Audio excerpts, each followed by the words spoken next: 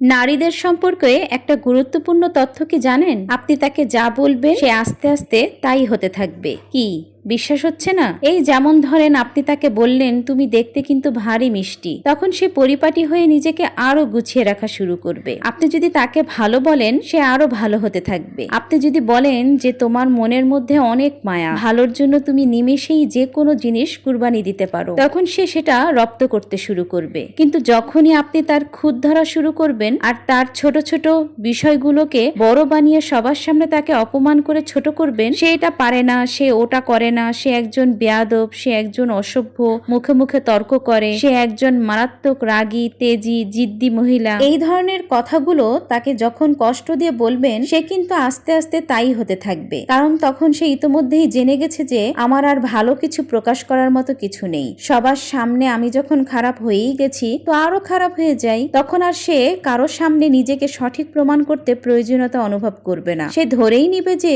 কেউ আমাকে ভালো বললে ভালো, আর না বললে আরো ভালো। কে বুঝলো আর কে বুঝলো না, এটা নিয়ে আর মাথা ঘামাবে না সে।